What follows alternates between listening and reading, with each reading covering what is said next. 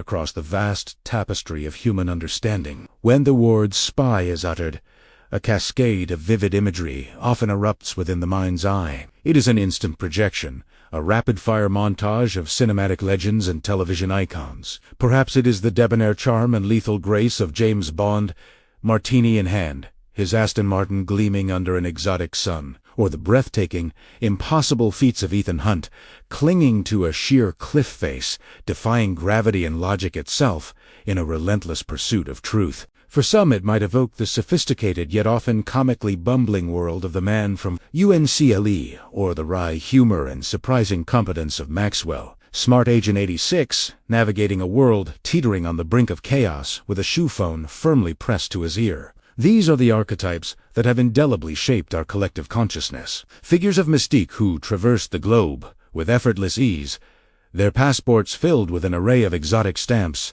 their pockets laden with an arsenal of mysterious, often fantastical gadgets. They are the guardians of profound secrets, masters of deception, moving through the shadows, appearing and disappearing as if by magic, leaving trails of intrigue and unanswered questions in their wake. In the vibrant cultural landscape of the 1960s and 1970s, this romanticized vision of the secret agent, heavily influenced by the Bond phenomenon, became a pervasive and recurring motif, saturating popular media and capturing the imagination of millions. Yet, beneath the polished veneer of fiction, the stark and unforgiving reality of a true spy's existence stands in chilling contrast. In the clandestine world where nations vie for supremacy, a real-life intelligence operative is far from a dashing hero. They are, in essence, a profoundly dangerous character. The stakes are astronomically high, the consequences catastrophically severe. For sovereign nations,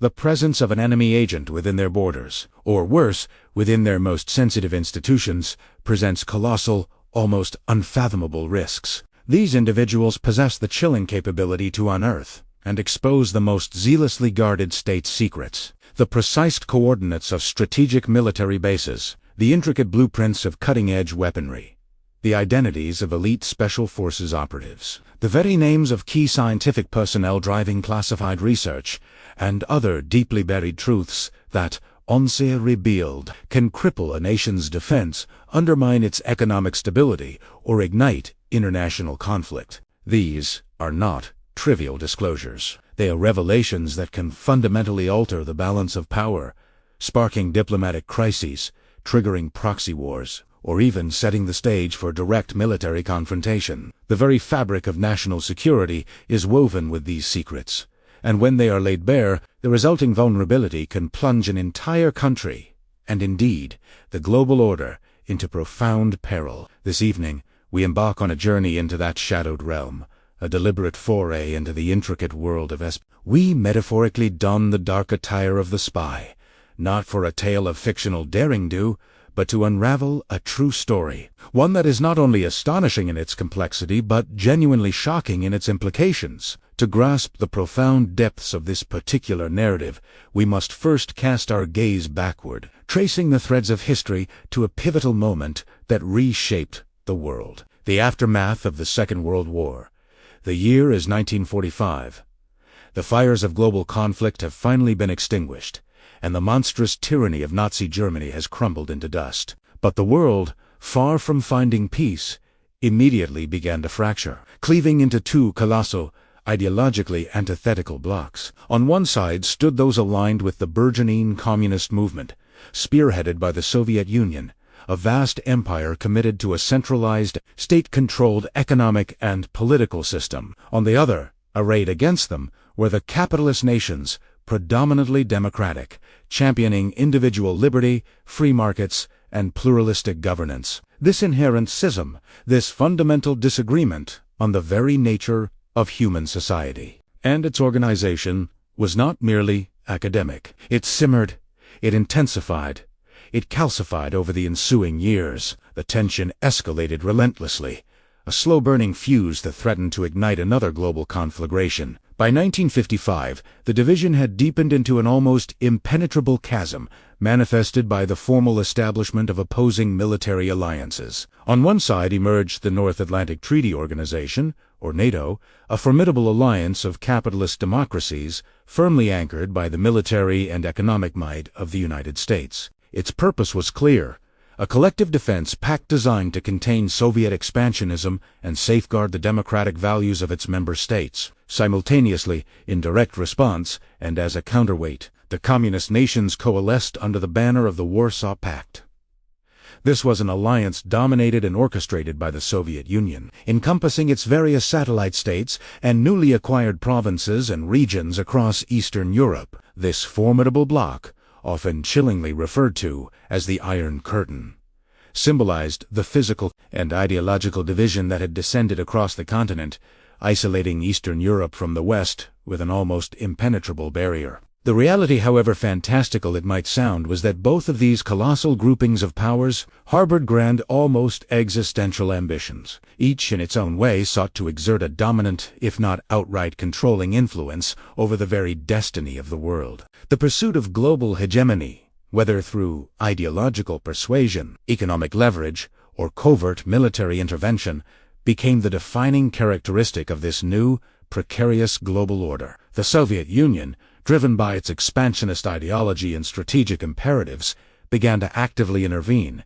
both overtly and covertly, in distant regions, extending its reach deep into the geopolitical landscapes of the Orient and across the volatile territories of Southeast Asia. These interventions often took the form of political subversion, economic manipulation, and the provision of military aid to sympathetic regimes or insurgent groups. In a symmetrical and equally assertive fashion, the capitalist bloc, led by the United States, responded by engaging in its own extensive interventions. These often involved the deployment of military advisors, the provision of substantial financial assistance, and the cultivation of alliances designed to counter Soviet influence and shore up pro-Western governments. This fierce global competition frequently erupted into localized, yet intensely violent, proxy wars. The Korean War, a brutal and devastating conflict that raged in the early 1950s, served as a stark and bloody testament to the dangers of this ideological struggle, pitting Soviet-backed forces against a United Nations coalition primarily composed of American and Allied troops. Later,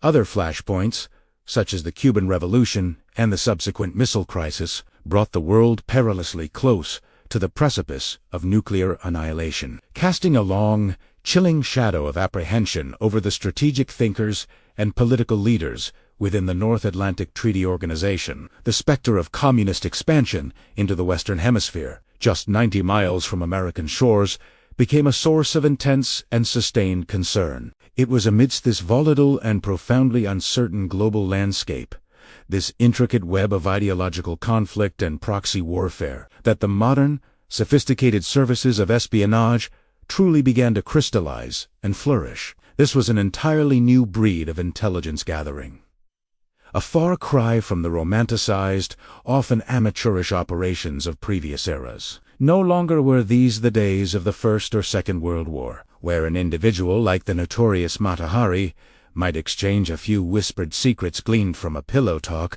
for a handful of jewels. The scale, the stakes, and the sheer technological sophistication of this new espionage paradigm were orders of magnitude greater.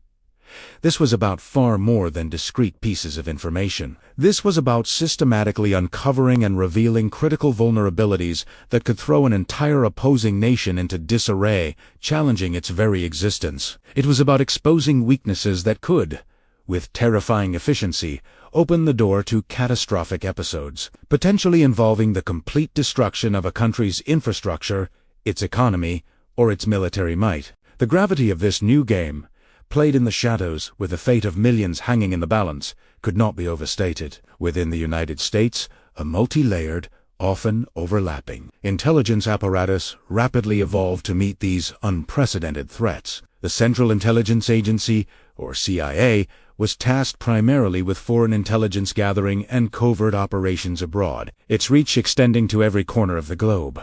Domestically, the Federal Bureau of Investigation, The FBI assumed the crucial role of counterintelligence, meticulously working to identify, neutralize, and apprehend foreign agents operating within American borders. The complexity of this intelligence landscape was further magnified by the involvement of other powerful entities. The National Security Agency, the NSA, an organization of almost unfathomable scope, dedicated to signals, intelligence, intercepting, and analyzing vast streams of electronic communications. And of course, the various branches of the military, each maintaining its own robust intelligence sources, focusing on specific tactical and strategic objectives. This complex, sometimes redundant, system meant that information was often collected and analyzed in parallel by multiple agencies, ostensibly for cross-verification, but sometimes leading to internal rivalries and conflicting assessments. This intricate web of agencies actively sought to infiltrate the Soviet bloc. They cultivated and deployed human assets, known as infiltrators, individuals who, with immense courage and often at great personal peril, managed to embed themselves within various Soviet government institutions, military commands, and scientific research facilities. These dedicated agents meticulously gathered vital intelligence, clandestinely relaying their detailed reports back to their American handlers. Yet, the shadows were long and reciprocal. Simultaneously, within the United States, the Soviets maintained their own network of infiltrators, quietly feeding critical American secrets back to Moscow. It was a perilous dance, a constant, high-stakes game of cat and mouse. To counter this insidious infiltration, the art of counterintelligence became paramount. This specialized branch of espionage was dedicated not merely to identifying enemy spies, but to understanding their methods, turning them, or feeding them, false information. A particularly intricate and dangerous facet of this was the deployment of double agents, individuals who ostensibly worked for one side, while secretly remaining loyal to the other, feeding carefully crafted misinformation to their unwitting handlers. The very concept of loyalty became fluid, a dangerous commodity in a world defined by deception. It was in this hypercharged environment that the popular imagination's vision of mysterious gadgets and secret weapons truly took root, moving from the realm of science fiction into the chilling reality of clandestine warfare. These were not the crude instruments of earlier conflicts, but sophisticated, often terrifyingly subtle, tools of subversion and assassination. Imagine the seemingly innocuous tip of an umbrella, secretly imbued with a deadly poison, capable of delivering a fatal dose with a mere brush against a target, or the firing pistols disguised as everyday objects, delivering silent, deadly projectiles. The world of ultra-secret radios miniaturized to fit within the palm of a hand, crackling with coded messages across continents. The advent of tiny microfilm cameras, capable of capturing reams of documents, easily concealed within the button of a coat or the heel of a shoe. Hidden microphones, no larger than a grain of rice, designed to eavesdrop on the most private conversations, and the infamous non-weapon weapons, devices designed to appear harmless, yet capable of neutralizing an adversary without leaving a trace, sometimes even employing insidious drugs to incapacitate or eliminate targets without suspicion. The technological arms race extended beyond physical devices. It delved into the dark psychology of human vulnerability. Sophisticated and often brutal, infallible interrogation programs were developed utilizing a chilling array of techniques, from mind-altering drugs designed to loosen inhibitions and extract truth to the terrifying application of electrodes, pushing the boundaries of human endurance and mental fortitude. All of these tools, both technological and psychological, were honed in a relentless, unforgiving struggle to uncover the opponent's deepest secrets. And these secrets were not abstract. They were profoundly, catastrophically grave. They encompassed the precise, top-secret locations of nuclear bases, capable of launching world-ending payloads. They involved the detailed manufacturing processes of new, devastating weapons systems. They included the names of the brilliant, yet vulnerable, scientists who made these technological leaps possible. And, in a chilling mirror image, they contained the names of the spies themselves, and the counter-spies tasked with hunting them down. It was a labyrinthine, incredibly complex, an utterly merciless game of global chess, where every move could determine the fate of nations. Time, with its relentless march, carried the world forward, away from the immediate anxieties of the Cold War's peak, towards a new millennium. The calendar turned to the year 2001. It was, superficially at least, an era perceived as tranquil, relaxed, basking in a fragile post-Cold War peace. The dramatic events of the Gulf War, Operation Desert Storm, had receded a decade into the past, having concluded in 1991, though the United States and its allies had liberated Kuwait and inflicted a decisive military defeat on Iraq. The enigmatic and ruthless dictator, Saddam Hussein, remained defiantly in power, a lingering shadow on the global stage. Generally, the world order seemed to have stabilized. The once mighty monolithic entity of the Soviet Union had, perhaps surprisingly, dissolved peacefully in 1991, fragmenting into a multitude of new, independent nations, with Russia emerging as the largest successor state. The ideological battle appeared, for the moment, to be over, and a sense of cautious optimism permeated international relations. However, beneath this veneer of calm, unseen currents of danger still flowed. And then, in the quiet month of February 2001, a bombshell dropped that sent shockwaves through the American intelligence community. A tremendous piece of news erupted. A spy, an operative of immense significance and devastating impact, had finally been captured in the United States. This was no ordinary spy, no caricature from a comic strip. This was not the charming, if often bumbling, Agent 86 from Get Smart, nor the globe-trotting man from UNCLE.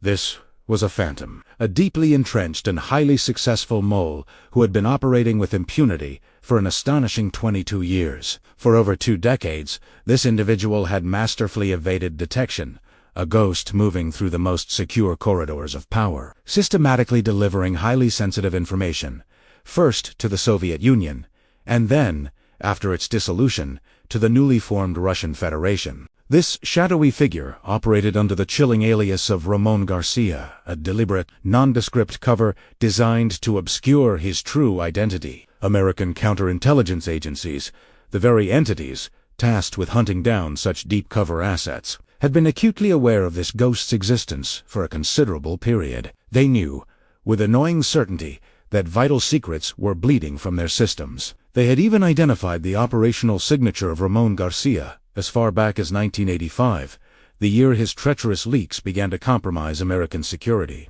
Yet, despite their most intensive efforts, despite deploying every available resource, they had been utterly unable to pinpoint his location, to put a face to the name, or to unravel the mystery of his insidious network. The realization that he had been in their midst, undetected, for so long, feeding critical intelligence to an adversary, was not merely a failure. It was a profound institutional trauma. The first intelligence reports that this shadowy individual, operating under the moniker of Ramón García, began to sell in 1985 were nothing short of catastrophic. His initial disclosures revealed the meticulously guarded identities of American counter-agents, individuals who were courageously working deep within the formidable Soviet intelligence apparatus. The repercussions were swift and brutal.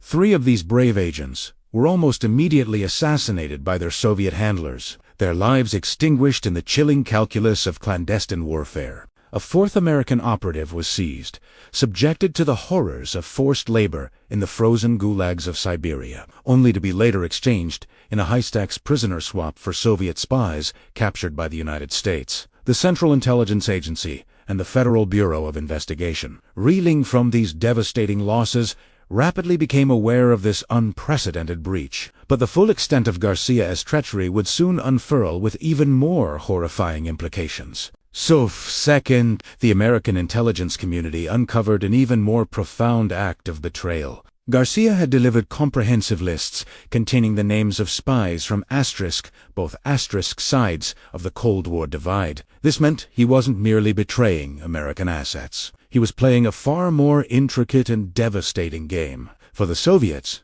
this was an invaluable tactical windfall. García was effectively warning Moscow that the United States had successfully identified their clandestine operatives, even providing the specific identities of those agents. This crucial heads-up granted the Soviets precious time, allowing them to extract their compromised personnel from American territory before they could be apprehended, neutralizing years of painstaking counterintelligence work. But the betrayal cut even deeper. Simultaneously, he revealed the identities of those American agents courageously operating within Soviet territory or in allied nations within the Soviet sphere of influence. For many of these dedicated individuals, this revelation was a death sentence. Numerous agents were summarily assassinated, their missions terminated with brutal finality. Others simply vanished without a trace, swallowed by the vast, unforgiving maw of the Soviet security apparatus. The reports from this spectral operative, were breathtaking in their scope and detail. They included specific mentions of ongoing clandestine operations, providing the Soviets with a real-time window into American intelligence activities. He revealed the exact nature of the investigations being conducted by the United States government,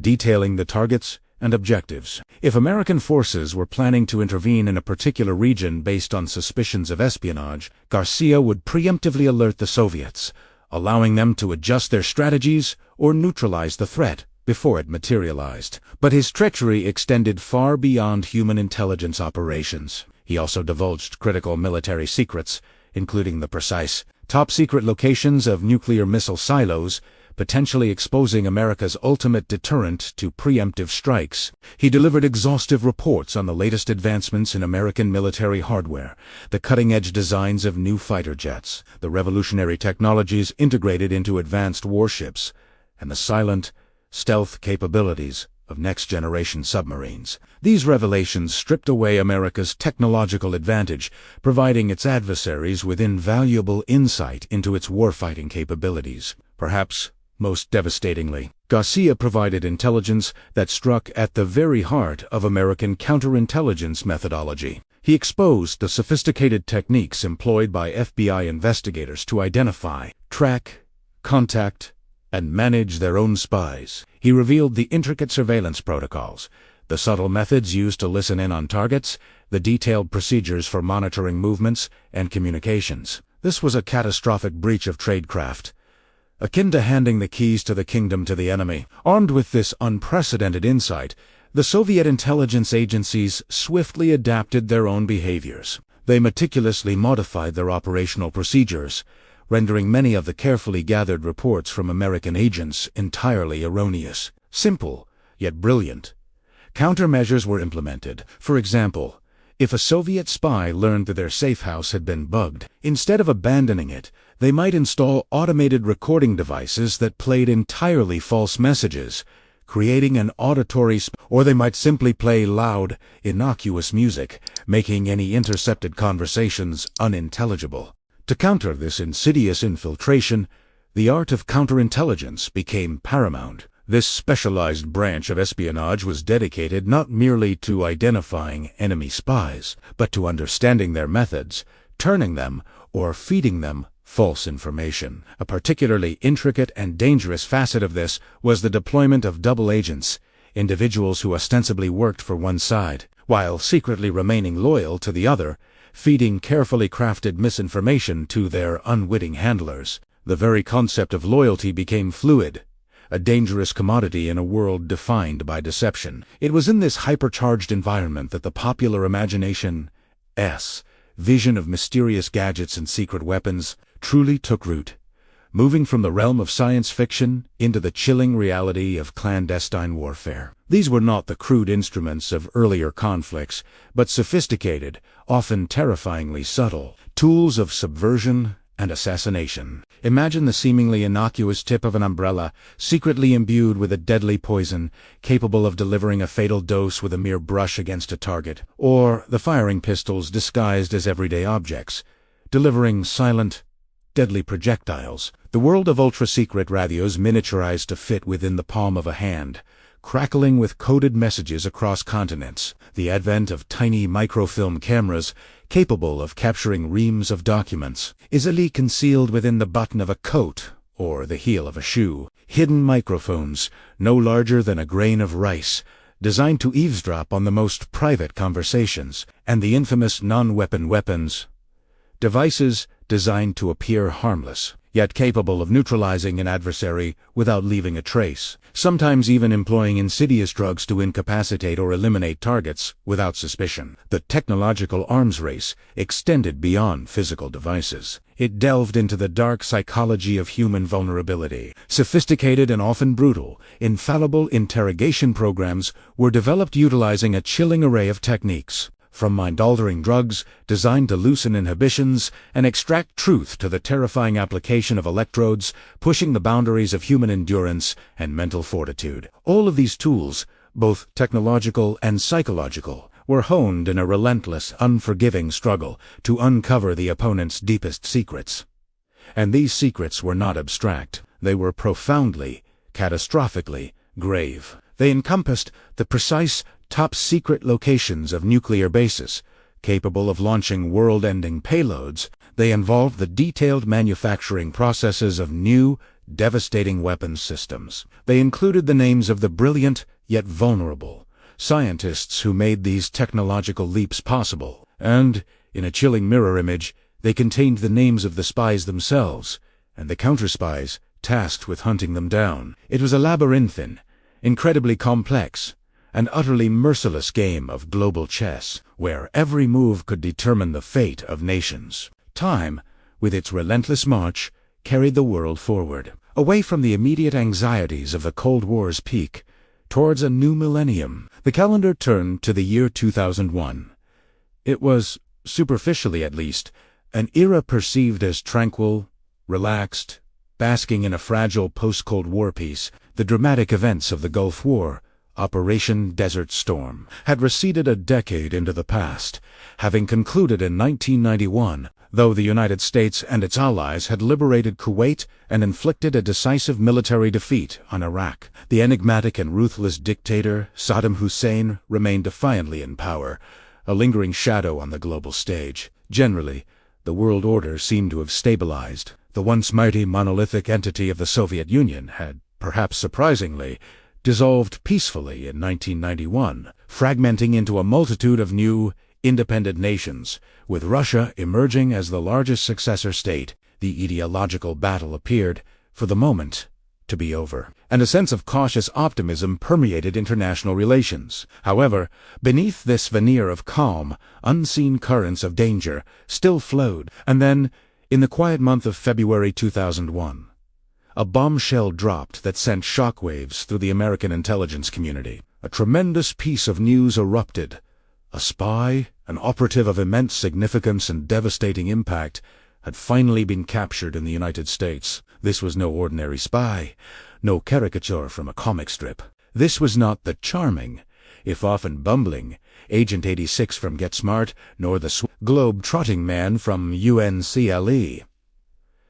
This was a phantom, a deeply entrenched and highly successful mole who had been operating with impunity for an astonishing 22 years. For over 2 decades, this individual had masterfully evaded detection, a ghost moving through the most secure corridors of power, systematically delivering highly sensitive information, first to the Soviet Union, and then, after its dissolution, to the newly formed Russian Federation. This shadowy figure operated under the chilling alias of Ramón García, a deliberate, nondescript cover designed to obscure his true identity. American counterintelligence agencies, the very entities tasked with hunting down such deep cover assets, had been acutely aware of this ghost's existence for a considerable period. They knew, with annoying certainty, that vital secrets were bleeding from their systems. They had even identified the operational signature of Ramón García as far back as 1985, the year his treacherous leaks began to compromise American security. Yet, despite their most intensive efforts, despite deploying every available resource, they had been utterly unable to pinpoint his location, to put a face to the name, or to unravel the mystery of his insidious network. The realization that he had been in their midst, undetected, for so long, feeding critical intelligence to an adversary, was not merely a failure. It was a profound institutional trauma. The first intelligence reports that this shadowy individual, operating under the moniker of Ramón García, began to sell in 1985 were nothing short of catastrophic. His initial disclosures revealed the meticulously guarded identities of American counter-agents, individuals who were courageously working deep within the formidable Soviet intelligence apparatus. The repercussions were swift and brutal. 3 of these brave agents were almost immediately assassinated by their Soviet handlers, their lives extinguished in the chilling calculus of clandestine warfare. A 4th American operative was seized, subjected to the horrors of forced labor in the frozen gulags of Siberia, only to be later exchanged in a high-stakes prisoner swap for Soviet spies captured by the United States. The Central Intelligence Agency and the Federal Bureau of Investigation, reeling from these devastating losses, rapidly became aware of this unprecedented breach. But the full extent of Garcia's treachery would soon unfurl with even more horrifying implications. So, second, the American intelligence community uncovered an even more profound act of betrayal. Garcia had delivered comprehensive lists containing the names of spies from both asterisk sides of the Cold War divide. This meant he wasn't merely betraying American assets. He was playing a far more intricate and devastating game. For the Soviets, this was an invaluable tactical windfall. Garcia was effectively warning Moscow that the United States had successfully identified their clandestine operatives, even providing the specific identities of those agents. This crucial heads-up granted the Soviets precious time, allowing them to extract their compromised personnel from American territory before they could be apprehended, neutralizing years of painstaking counterintelligence work. But the betrayal cut even deeper. Simultaneously, he revealed the identities of those American agents courageously operating within Soviet territory or in allied nations within the Soviet sphere of influence. For many of these dedicated individuals, this revelation was a death sentence. Numerous agents were summarily assassinated, their missions terminated with brutal finality. Others simply vanished without a trace, swallowed by the vast, unforgiving maw of the Soviet security apparatus. The reports from this spectral operative, were breathtaking in their scope and detail. They included specific mentions of ongoing clandestine operations, providing the Soviets with a real-time window into American intelligence activities. He revealed the exact nature of the investigations being conducted by the United States government,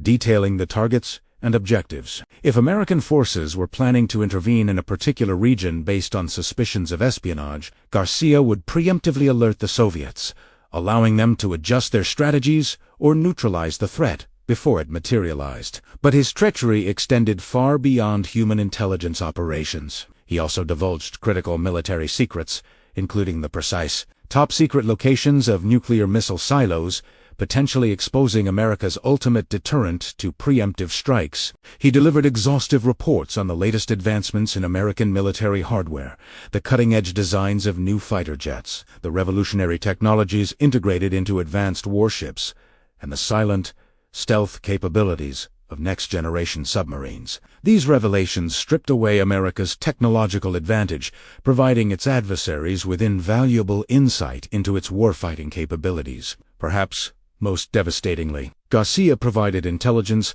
that struck at the very heart of American counterintelligence methodology. He exposed the sophisticated techniques employed by FBI investigators to identify, track, contact, and manage their own spies. He revealed the intricate surveillance protocols, the subtle methods used to listen in on targets, the detailed procedures for monitoring movements and communications. This was a catastrophic breach of tradecraft, akin to handing the keys to the kingdom to the enemy. Armed with this unprecedented insight, the Soviet intelligence agencies swiftly adapted their own behaviors. They meticulously modified their operational procedures, rendering many of the carefully gathered reports from American agents entirely erroneous. Simple, yet brilliant.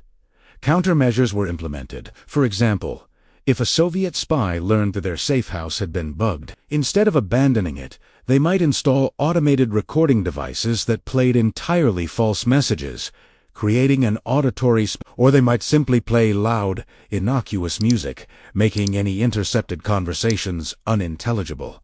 In other instances, a compromised spy would simply disappear without a trace for a period, only to re-emerge later with a completely new identity and operational cover. These seemingly small details, meticulously gathered by Garcia and combined with countless other classified documents, became the daily bread of the Soviet counter-espionage effort. American agents operating in Soviet territory would transmit urgent warnings back to headquarters.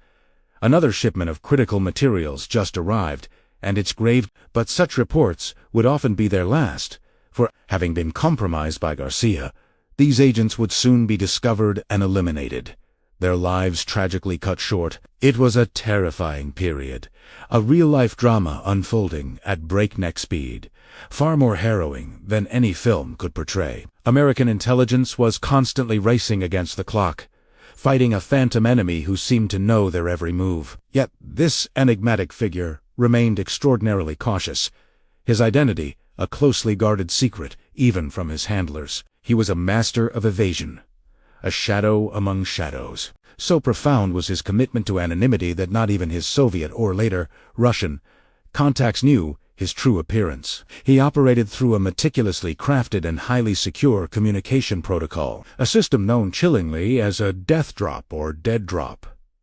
This was a method designed to facilitate the exchange of sensitive information, without any direct, face-to-face contact, minimizing the risk of exposure. The process was both sophisticated in its design and remarkably safe in its execution. The operative would initiate the exchange by placing a small discrete marker in a prearranged, seemingly innocuous location. Perhaps a piece of tape on a specific lamppost, a chalk mark on a particular tree, or a hidden signal within a postbox. This inconspicuous sign served as an unmistakable indication that a package of vital information had been left for retrieval. Days would pass, a period of tense waiting and observation. Then, in response, the Soviet handlers would place their own countermarker in a different, equally prearranged location, signaling their readiness to receive the material. Crucially, the entire ritual was meticulously pre-programmed. With each delivery of intelligence, the package itself contained not only the secrets of the moment, but also a detailed set of instructions and requirements for the next exchange. These instructions specified the future location for the drop and the precise methodology for its execution. What was conspicuously absent, however, was a fixed date. The timing of subsequent deliveries was entirely contingent on the availability of new, critical information. There were no scheduled handoffs. The system was organic, reactive. If Garcia had a valuable report to deliver, he would initiate the sequence. Consequently, Soviet agents would routinely pass by the designated observation points, meticulously scrutinizing the same lamppost, T-symmetry, day after day, week after week. They were patiently waiting for the appearance of that subtle, white mark, the silent signal that new intelligence awaited them. Once detected, they would prepare for retrieval, and then, in turn, place their own confirmatory mark. When they were ready, the elegance of the system lay in its deceptive simplicity. Each successful exchange seamlessly prepared the ground for the next, outlining the parameters and ensuring a continuous flow of information. But this service was far from altruistic. The spy Ramón García operated for a price. He charged, and he charged handsomely, while the exact sums exchanged for each individual package remained shrouded in secrecy. It was widely understood within intelligence circles that significant quantities of money, often in untraceable cash, were changing hands. Yet, precisely when the next payment would be delivered, or when the next drop would occur, was always unknown, making the task of mounting a sustained surveillance operation incredibly complex and frustrating. To track his movements, to anticipate his next move, was an almost impossible endeavor, because the parameters of the exchange constantly shifted with each successful delivery. This insidious operation, this betrayal of a nation's deepest trust, had commenced in 1985. It was in that year that the first unsettling reports began to filter through the American intelligence community. American spies, embedded in perilous positions, were being systematically discovered and eliminated. Over the course of his extensive career of treachery, it would later be revealed that this phantom spy had delivered approximately 6,000 classified documents to his Soviet and subsequently Russian handlers. To put that figure into perspective, this was not merely a leak. It was a deluge, a catastrophic hemorrhage of vital state secrets. The consequences for America's clandestine services, for its investigation bureaus, were dire. They had to remain constantly vigilant, operating on a knife edge of perpetual anxiety. Even the slightest misstep, any moment of carelessness, could lead to the complete eradication of their entire network of agents, leaving them utterly blind and vulnerable. This relentless drain of information, this systemic compromise, steadily eroded the capacity of American intelligence to detect and respond to threats. As more and more names of their operatives were unmasked and exposed, the number of American agents operating within the Soviet sphere, capable of providing critical intelligence, dwindled to dangerously low levels. And through it all, the ghost, Ramón García, remained an enigma, completely undetected, his true identity a tormenting mystery. They knew of Ramón García, the alias, the operational profile, but they possessed no tangible understanding of his next move, no clue as to who he truly was. Faced with this crippling and demoralizing situation, the search for the phantom spy intensified dramatically. The objective was multifaceted, not only to finally unmask and capture the ghost himself, but also to understand the precise channels through which he was acquiring such high-level, sensitive information. The very nature of the intelligence he was leaking was terrifyingly comprehensive. Merely revealing the itinerary of an upcoming flight for the President of the United States, for instance, had the potential to plunge the entire world into jeopardy.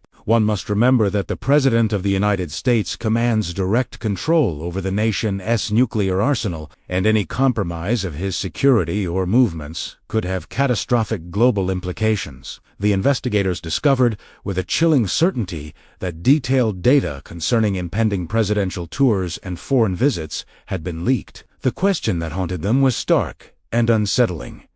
How could this operative possibly know such deeply classified information? By 1994, the sheer volume of compromised intelligence on the table was overwhelming, leaving seasoned agents with a knot of dread in their throats, a constant sense of impending doom. The hunt continued, desperate and relentless. And then, abruptly, a breakthrough. They believed they had finally unmasked the spy. A wave of cautious elation swept through the intelligence community. The suspect was an individual working at the very heart of the Central Intelligence Agency. In the CIA, the revelation was both shocking and deeply unsettling. His name was Aldrich Ames.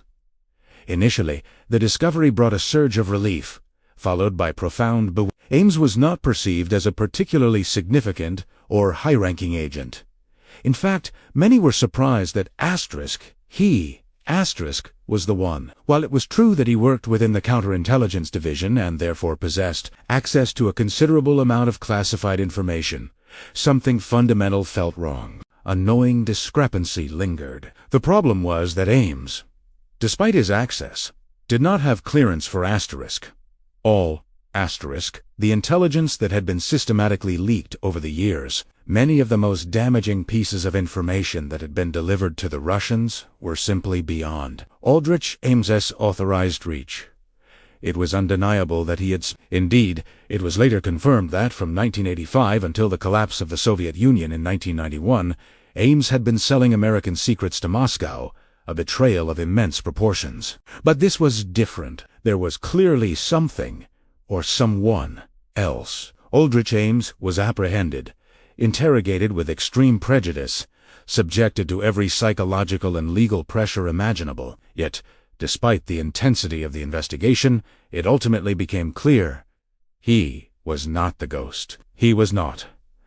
Ramón García, the tantalizing lead, had, once again, dissolved into mist, leaving the true phantom The extensive investigation, though successful in catching a significant mole in Ames, had failed to identify the elusive Ramón García. The problem was compounded by the seismic geopolitical shifts occurring at the turn of the decade. The Soviet Union, that monolithic superpower, ceased to exist in 1991. Russia re-emerged as a distinct nation, and its constituent republics reclaimed their independence. Consequently, the formidable Soviet intelligence agencies, the KGB and the GRU Main Intelligence Directorate, underwent radical transformations, becoming the Russian Foreign Intelligence Service (SVR), and a reconstituted GRU. Agents operating abroad were recalled, lines of communication were severed, and the entire clandestine apparatus was thrown into disarray. For American intelligence, this period of profound geopolitical confusion meant that all existing contacts within the former Soviet sphere were lost. Everything seemed to have dissolved, plunging them into a state of intelligence blindness. But then, a truly astonishing and almost unbelievable event transpired. In the midst of this profound confusion, during a time when the hunt for Ramón García seemed to have reached an insurmountable dead end, the phantom spy struck again, brazenly re-establishing contact. After the dramatic disappearance of the Soviet Union and the subsequent withdrawal and reorganization of KGB agents, a new generation of Russian intelligence officers now representing the Military Intelligence Group, GRU, and the Foreign Intelligence Service (SVR) were operating from the Russian embassy in Washington, D.C. And it was there, in a move of almost unimaginable audacity, that Ramón García shed his cloak of complete anonymity and became overtly bold. For years, he had been a spectral presence, never revealing his face. His carefully constructed operational methods always involved indirect communication, save for a fleeting pair of telephone calls he had once made and a couple of letters discreetly sent through the conventional postal service. His modus operandi involved delivering a bag filled with classified documents to a prearranged dead drop, and in return, collecting a corresponding bag filled with large sums of cash, sometimes supplemented with valuable jewels or diamonds. But in 1991, following the collapse of the Soviet Empire, it is believed he found himself in a precarious financial situation, needing to re-engage with his treacherous trade. The collective efforts of American espionage and intelligence services remained. They still had no idea who this man was, where he truly resided, or how he could so consistently evade their grasp. Yet, the torrent of vital information continued to flow from deep within their systems, straight into the hands of their adversaries. Over time, as the investigation into this elusive ghost continued, American counterintelligence managed to piece together fragments of his operational methodology, how he initiated contact, the precise ways he conducted his clandestine exchanges, and perhaps most tellingly the astonishing sums of money he was being paid. A single delivery of intelligence could fetch him a staggering $50,000, an immense fortune for the time, especially when contrasted with the meager salaries of many federal agents. On occasions when the volume and sensitivity of the information were exceptionally high, his payments could escalate dramatically, with records indicating one instance where over $150,000 was transferred for a single colossal data dump. Yet, despite these breakthroughs in understanding his methods, the American agencies found themselves perpetually unable to deliver the definitive blow to finally capture him. When they succeeded in apprehending a Soviet spy, that individual invariably possessed only a fragmented, partial understanding of Garcia's broader network. Many of these captured agents couldn't even reveal the location of the next dead drop, so meticulously compartmentalized and secure was the system. His operational structure had proven remarkably resilient, and thus, the treacherous flow of secrets continued unabated. Then, in 1998, another significant suspect emerged in the ongoing, desperate hunt for the mole. The focus shifted to Brian Kelly, a seasoned field agent within the Central Intelligence Agency. Kelly had been involved in a critically botched operation in Italy, a mission that had ended in failure and widespread suspicion. It was widely believed within the CIA that Kelly himself had been the one to tip off the target, leading to the suspect's escape and the ignominious collapse of the operation. This failure hung over him like a dark cloud. Upon his return to the United States, Kelly was immediately detained. He endured an arduous and relentless interrogation, subjected to every known technique of psychological persuasion and coercive questioning. His family was brought in, separated, and also subjected to intense questioning, a tactic designed to amplify the pressure and break his resolve. He was hooked up to polygraph machines, enduring hours of the unsettling lie detector test. He was tormented, deprived, and even administered so-called truth serums in a desperate attempt to extract a confession. For 2 agonizing years, Kelly was suspended, stripped of all access to classified information, effectively living in a professional purgatory. And yet, the grim truth emerged. He was not the one. Despite the comprehensive investigation, despite the profound personal cost to Kelly, he was not the ghost. The chilling reality was that throughout the entire period of his detention and the extensive disruption of his life, Ramón García continued his illicit activities. He kept making his regular deliveries, sending his packages, his bags brimming with compromising intelligence, in an act of profound irony and further insult. The very information pertaining to Kelly's detention and interrogation was also among the secrets García leaked, for which he continued to collect his substantial payments. The situation was truly bizarre, deeply unsettling, and only spiraled further into complexity. By 1999, the global landscape had begun to shift once more. Growing suspicions regarding larger-scale international terrorist movements had begun to send tremors of fear through the United States intelligence community. There were alarming reports of infiltrators, not merely traditional spies, but terrorist agents clandestinely entering American territory. The gravity of this new threat was immense, casting a pall of heightened anxiety across the nation. Adding to the profound sense of vulnerability, highly sensitive information related to these emerging terrorist threats was also being freely filtered, directly into the hands of the Russians. No longer the Soviets, but the successor state. This continuous, unstemmed flow of critical intelligence fostered an enormous, paralyzing sense of distrust within the very heart of America's national security apparatus. The FBI, the CIA, and the National Security Agency were consumed by internal paranoia, unable to fully trust their own systems or even their own personnel. They faced an existential imperative. They had to act. And they had to act decisively. In their desperation, a radical, almost unthinkable idea began to form. What if they could buy information from the other side? Specifically, they considered purchasing intelligence from an old Soviet spy, an operative from the KGB era, an individual who might no longer be active but who possessed historical knowledge. After all, Ramón García's treachery had commenced around 1985, a period when the Soviet Union was still very much a monolithic power. For 6 crucial years, this phantom, operating under his alias, had been delivering invaluable intelligence to the KGB. Surely, some former KGB agent, now perhaps disillusioned or in need of funds, would possess vital clues, and so a covert operation was launched, designed to contact these former adversaries, offering substantial sums of money in exchange for actionable intelligence. One such former agent had completely disengaged from the Russian government's intelligence services, severing all ties with the world of espionage and clandestine operations. He had, instead, established a legitimate business, carving out a new life for himself. American intelligence knew of his existence, and crucially, they knew that this man had once had direct contact with the elusive phantom. The stage was set, under the elaborate pretext of facilitating a lucrative business deal in the United States. The ex-KGB agent was carefully transported to American soil. Once there, he was confronted with an extraordinary proposition, a staggering sum of $7 million in exchange for any information he could provide, contingent upon its significance and veracity. The former agent, a master of negotiation, even in his new life, deliberated carefully. His demands were clear and uncompromising.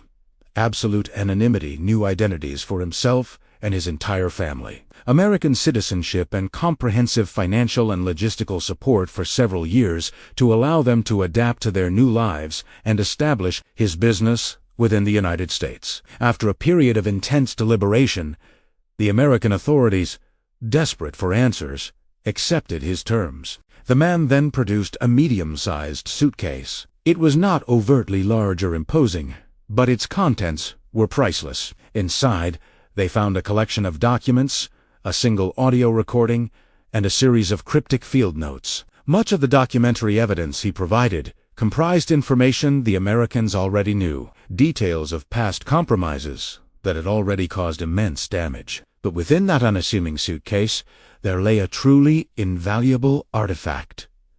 The recording, it was a telephone conversation, one of the vanishingly few instances where Garcia had ever used a phone. Immediately, the recording was subjected to intense forensic analysis. The voice, unmistakably, belonged to an American citizen. This was not a foreign operative. The spy was one of their own. The accent and speech patterns perfectly matched someone from the Chicago region, and the voice was definitively male. The recording itself dated back to a period before 1991, suggesting the individual would have been in his mid-40s at the time of the call. The overwhelming challenge remained. Identifying the man behind the voice, one of the counterintelligence agents, a veteran with years of experience, listened intently to the recording. A flicker of recognition crossed his face. A frustrating sense of familiarity. "It sounds known to me," he murmured, "but I can't quite place it." But the recording was not the only significant item contained within that innocuous suitcase. The ghost spy Ramón García, that operational alias, chosen to conceal his true identity, consistently included a small, distinctive note with each package of information he delivered to the Soviets. In this particular instance, the note bore a celebrated quote from General George S. Patton, the legendary American commander from the Second World War.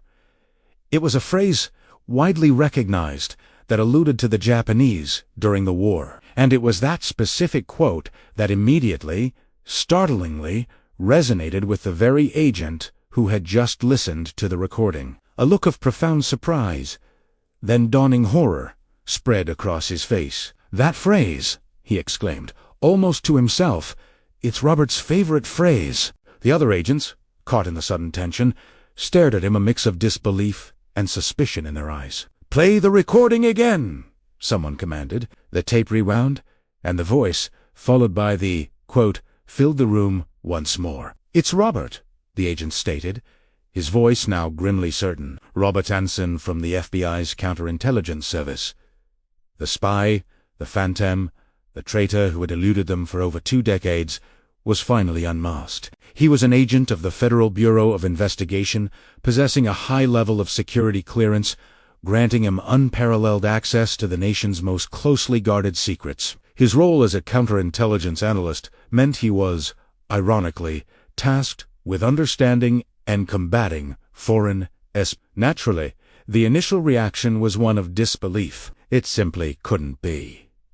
It could be anyone. There could be a mistake, a misidentification, but the confluence of evidence, while circumstantial, was too peculiar to dismiss. The investigation pressed forward, following the age-old maxim.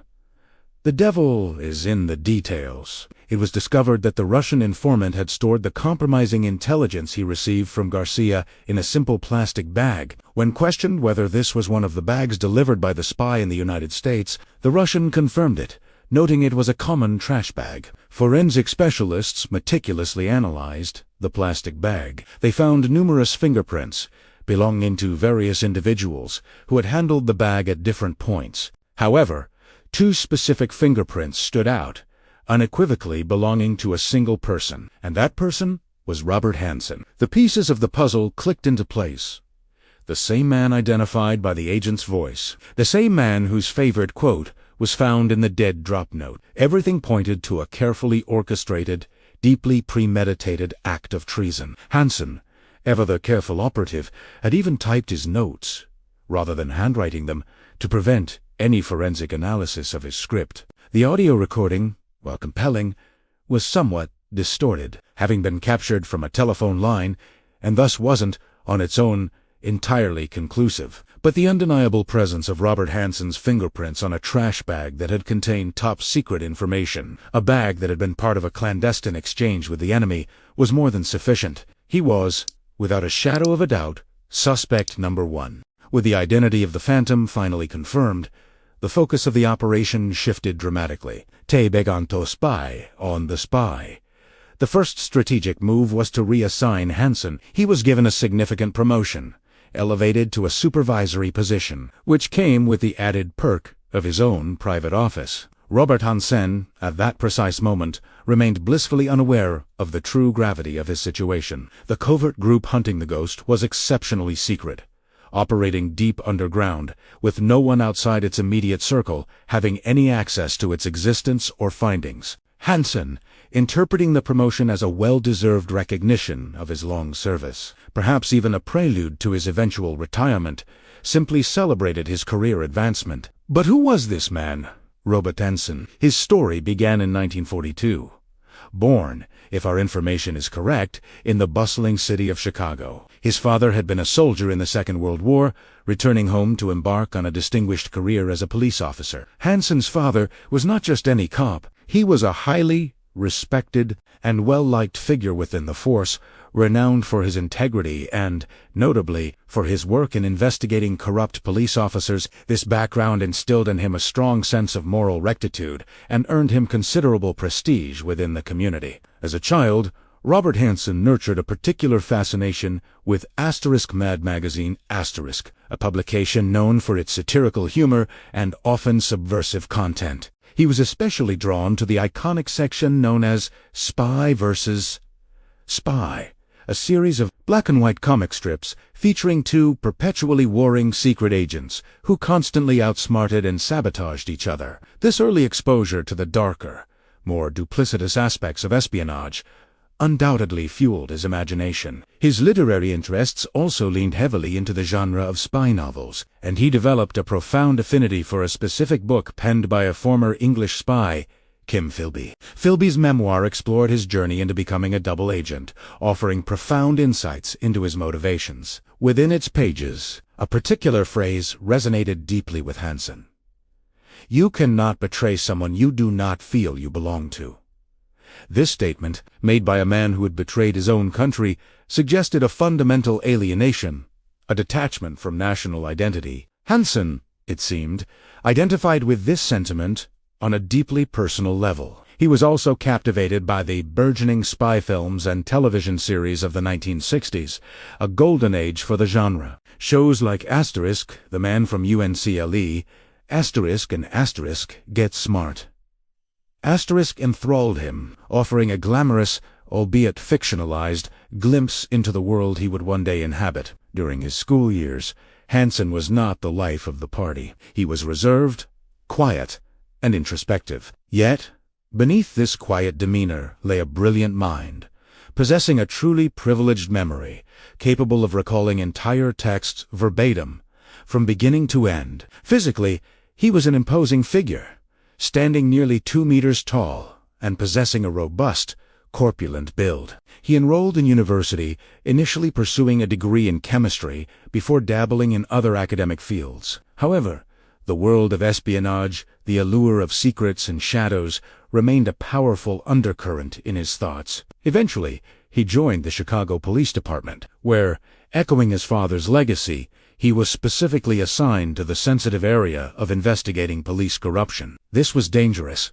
undercover work, a solitary pursuit that, ironically, earned him little genuine respect from his peers, who often resented or mistrusted those who policed the police. After this stint, he briefly returned to academia, attempting to study dentistry, but it proved ill-suited to his temperament. He finally completed a specialization in accounting, a profession that would provide a veneer of normalcy and a means to manage his illicit earnings. However, the fact that he had pursued higher education set him apart. His time with the Chicago police was also marked by a profound lack of camaraderie. He was not a man who forged strong bonds with his colleagues. He was an isolated figure, often retreating into himself. It was during his university years that he met Bonnie, who would become his wife. Bonnie was a vibrant, engaging young woman, a devout practitioner of Catholicism. Hansen, a Lutheran by birth, converted to Catholicism to marry her,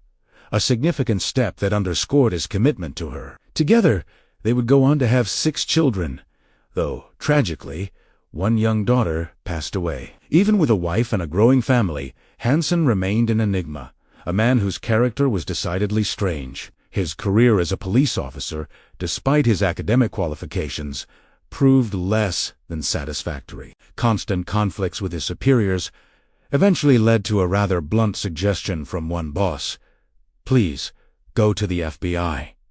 It wasn't an immediate acceptance, however. He applied multiple times before finally being admitted in 1974 at the age of 32.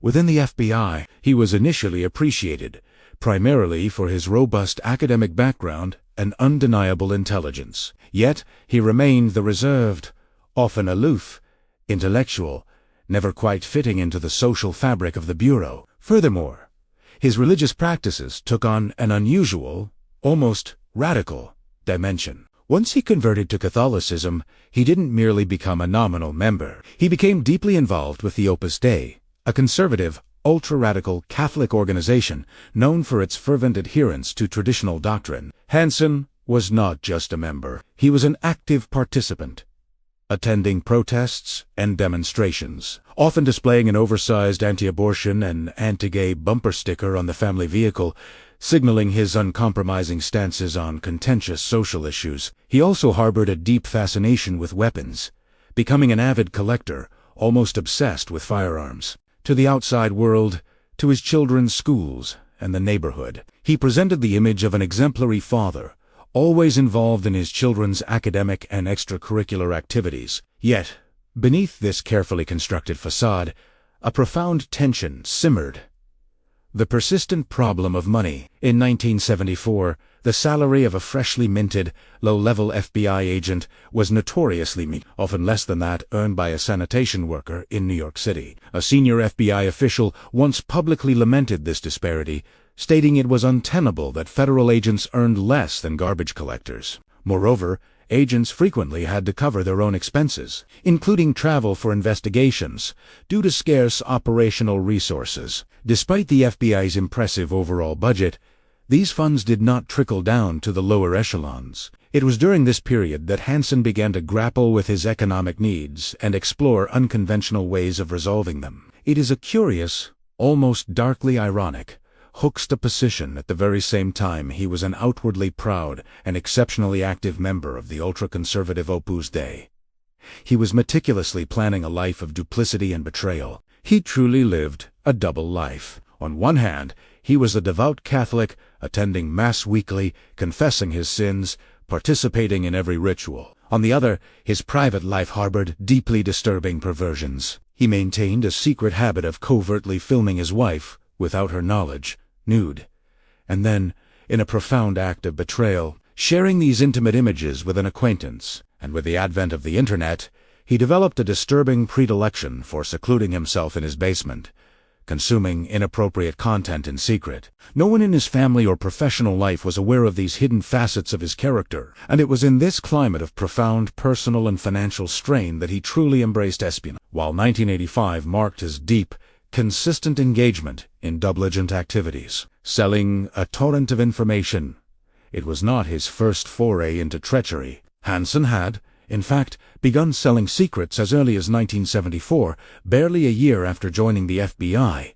He had initiated contact with Soviet agents and sold them what he later described as a few worthless papers. His wife, in a truly incredible twist of fate, was the one who stumbled upon his secret. But the promise was as hollow as his confession. As his children grew, the desire to provide them with the best education, to enroll them in prestigious private schools, where they would receive superior instruction and enjoy a comfortable environment, became a powerful motivator. It is undeniable that Hansen harbored a deep affection for his children. For his wife, however, his feelings were more ambiguous. He possessed a certain roguish charm, a proclivity for illicit adventures, though there was never any concrete evidence that he maintained a traditional lover. Yet, he did cultivate a strange, almost paternalistic relationship with a protected one. The story itself is peculiar, almost cinematic in its unfolding. One evening, while at a bar with a colleague, he encountered a stripper who captivated his attention. The young woman, intrigued and perhaps excited by the card from a federal agent, initiated a relationship that Hansen insisted was purely platonic, devoid of any carnal aspect. He became her self-appointed protector, seemingly driven by a complex, almost messianic desire to convert her, to rescue her from the life she led, including an American Express card and even a car with the stated aim of helping her escape the bar, seen and pursue a more conventional life. The woman, who had a history of cocaine addiction, undoubtedly required significant care and support. She, in turn, described Hansen as a strange man, but also as her guardian angel.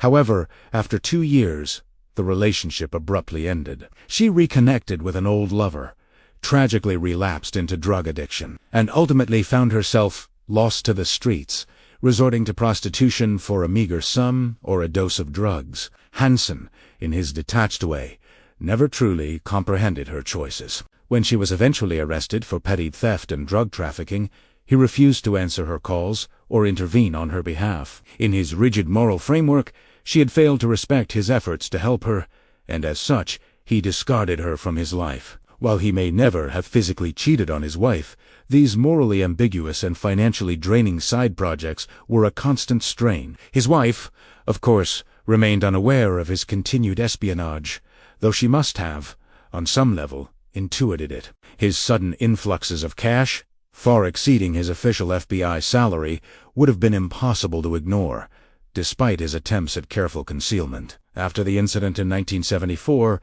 when his wife discovered the money, he became even more meticulous in his operations, acutely aware that he could be compromised. And so, when the covert operation against him finally commenced in 2000, he intuitively sensed that something was amiss. Hansen was profoundly intelligent, a master of detecting subtle shifts in routines, minute changes in behavior. When he was unexpectedly transferred to a new, larger office and promoted to supervisor, he immediately understood the implicit message. He knew, with a chilling certainty, that the office itself was compromised, a carefully constructed trap. Every corner, every surface, was undoubtedly riddled with surveillance devices.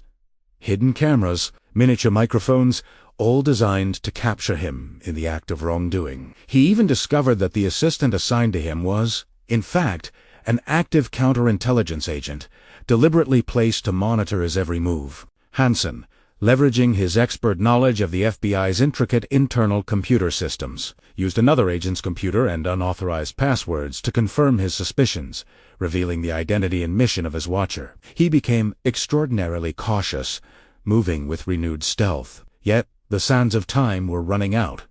His retirement was rapidly approaching. He decided to undertake one final delivery, a grand swanson to his career of betrayal. This last package would include a resignation letter, discreetly informing his Russian handlers that he would no longer be able to continue his services. He operated under the dangerous illusion that his unique mode of operation remained undiscovered, that he was still one step ahead. He was tragically mistaken. Unknown to him, a relentless 24-hour surveillance operation had been initiated, with agents tracking his every movement, every breath. He was aware that his car had been fitted with a tracker, but he underestimated the true extent of the covert apparatus surrounding him. Every aspect of his life was under scrutiny. Every space he occupied meticulously bugged. He knew, with an unsettling certainty, that something was profoundly wrong, but the full clarity of his predicament eluded him. He no longer needed the money. Over the course of his treacherous career, he had amassed over $1.4 million, carefully invested and stashed away. Even the considerable sums he had spent on his protected one, the stripper, paled in comparison to his illicit earnings. His motivation for this final, dangerous act was not financial. Perhaps it was the thrill of the game, the intoxicating rush of deception, or a subconscious acknowledgement that this moment, this reckoning, was an inevitable conclusion to his elaborate charade. And so, the familiar ritual began once more. Hansen placed the white signal, that inconspicuous mark on a lamppost or a mailbox, indicating that new intelligence awaited retrieval. In due course, he received the corresponding signal from his Russian contacts, confirming their readiness, and reiterating the prearranged location for the dead drop, a place decided upon during their previous exchange. What Hansen was tragically unaware of was the unblinking vigilance of the surveillance agents, shadowing his every step, their eyes fixed on his every movement. They witnessed him placing the initial mark. They observed him repeatedly passing through a particular park, meticulously scanning for a hidden sign. And then, the critical moment, they saw him stop, his gaze settling on a specific tree, where, almost imperceptibly, A mark had appeared. The agents had finally confirmed his precise method of operation, the intricate choreography of his clandestine coordination. They immediately established a permanent, round-the-clock stakeout. It didn't take long. Just a few days later, a group of Russian agents arrived at the designated dead-drop location, carrying a substantial sum of $50,000 in non-sequential $100 bills. The payment for Hansen's final betrayal. They were swiftly apprehended by the waiting FBI agents. Their mission, despite the arrests, the operation continued seamlessly. The American agents carefully placed the payment in its pre-arranged spot, then melted back into their hiding positions, their breathing shallow, their senses acutely heightened. It wasn't long before Hansen's car pulled up. Robert Hansen emerged, walked with a deliberate stride to the location, carrying a bag that appeared, to all outward appearances, to be nothing more than a simple trash bag. He placed it in the designated receptacle, and then, with practiced ease, reached out to retrieve the waiting money. At that precise, climactic moment, a voice cut through the stillness, sharp and authoritative. "Hands up! You're under arrest." He made no attempt to escape, no gesture of resistance. He knew, with a devastating certainty, that he was lost, that his elaborate deception had finally unraveled. In the depth of his being, he had known this moment would come. The subtle details he had noticed, the minute shifts in his environment, had all been premonitions. He was finished. It was time to face justice. And the gravity of that justice was absolute. For, in the United States, the penalty for espionage and treason against the nation could, and often did, mean death. The ensuing interrogations were relentless, a grueling psychological battle to extract the full scope of his betrayal. His wife, Bonnie, although aware of the initial incident in 1974, possessed no further information about his decades of treachery. His children, too, were blindsided. To them, he had always been an exemplary father, his clandestine life a complete mystery. Robert Hansen was, without a doubt, a peculiar character, a social anomaly. At school, he had earned the unsettling nickname Dr. Death due to his penchant for dressing entirely in black, always with a striking red tie, a somber suit that made him resemble, in the words of some, the funeral man.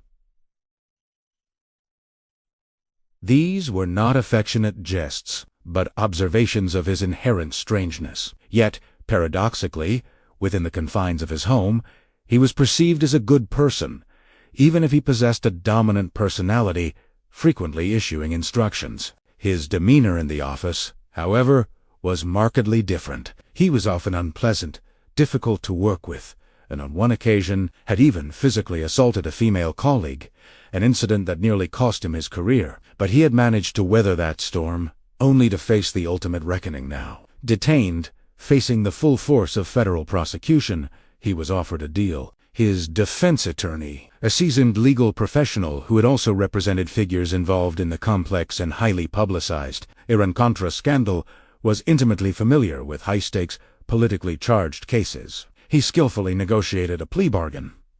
If Hansen confessed and pleaded guilty to the charges, his life would be spared, but he would be condemned to a sentence of life imprisonment without the possibility of parole. Hansen accepted the terms.